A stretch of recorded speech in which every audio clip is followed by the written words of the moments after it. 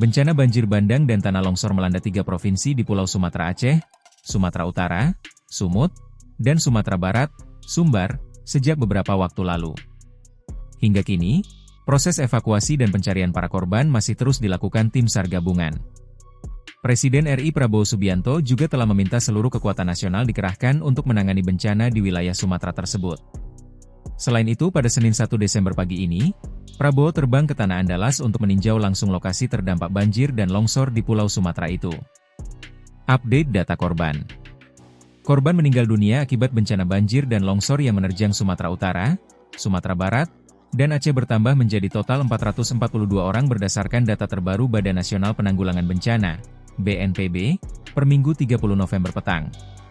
Berdasarkan data sementara, total korban meninggal dunia mencapai 442 jiwa, dan 402 jiwa masih dinyatakan hilang, kata Kepala Badan Nasional Penanggulangan Bencana, BNPB, Suharyanto dalam konferensi pers di Pos Pendukung Nasional, Bandara Silangit, Tapanuli Utara, Sumut, kemarin. Suharyanto berkata tim gabungan BNPB, TNI, Polri, Basarnas, Kementerian Lembaga serta pemerintah daerah terus bekerja mempercepat operasi pencarian, pertolongan, logistik, dan pembukaan akses wilayah terdampak. Akses masih terputus. Suharyanto juga membeberkan akses ke beberapa wilayah di Sumut masih belum bisa ditembus, di antaranya jalur Tapanuli ke Sibolga. Kata dia, akses jalur tersebut tertutup longsoran yang sangat panjang, mencapai hampir 50 km. Ia menyebut tim gabungan terus berupaya untuk membuka akses jalan tersebut.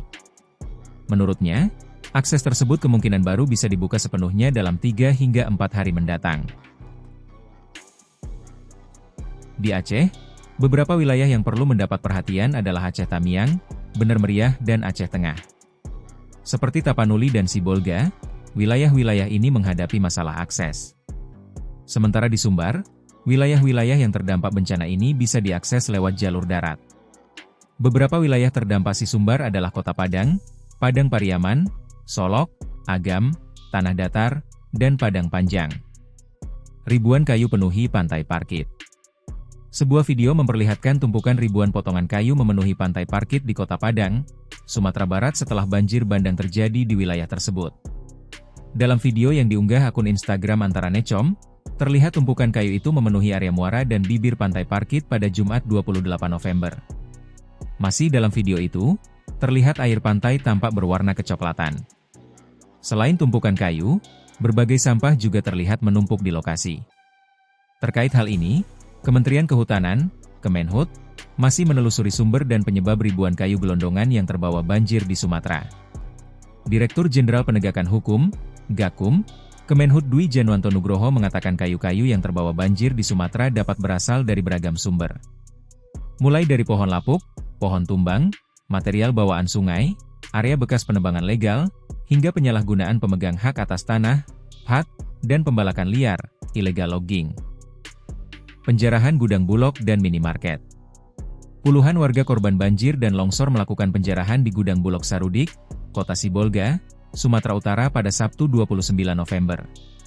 Aksi ini diduga dipicu keterlambatan logistik bantuan akibat kondisi wilayah yang terisolasi pasca bencana banjir dan longsor. Dalam video yang beredar, warga berebut masuk ke dalam gudang Bulog Sarudik.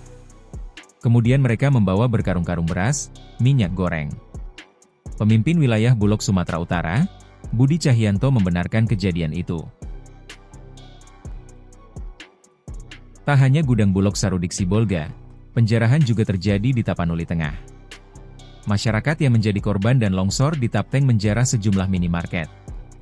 Penjarahan terjadi lantaran logistik bantuan belum diterima oleh masyarakat yang menjadi korban bencana di Tapanuli Tengah. Terkait hal ini, Gubernur Sumut Bobi Nasution mengatakan pemerintah tidak sepenuhnya menyalahkan masyarakat. Sebab, kondisi bencana yang sangat berat membuat banyak warga bertahan tanpa makanan selama beberapa hari. Pengungsi terancam kelaparan. Warga Kabupaten Aceh Tengah hingga Bener Meriah dihadapkan dengan krisis logistik setelah sepekan bencana banjir dan longsor menerjang daerah itu. Terputusnya jalur darat ke wilayah itu membuat daerah ini terisolir total dan hanya bisa ditembus lewat udara. Apalagi di Bener Meriah jumlah pengungsi yang mencapai 10.000 jiwa terancam kelaparan. Hal itu juga terjadi di wilayah parah dan terisolir seperti sebagian di Aceh Utara, Aceh Tamiang, Gayo Lues hingga Aceh Singkil. Bupati Bener Meriah Tagore Abu Bakar mengatakan stok logistik di daerah itu hanya bisa bertahan 2 hari ke depan. Jika bantuan tidak datang dikhawatirkan akan bertambah korban jiwa. Senada, Bupati Aceh Tengah, Haili Yoga menyampaikan daerahnya menghadapi krisis logistik dan kemanusiaan yang mendesak. Sebab, bantuan yang diminta pihaknya ke pemerintah Aceh dan pusat tak kunjung datang. Sementara korban mulai berjatuhan.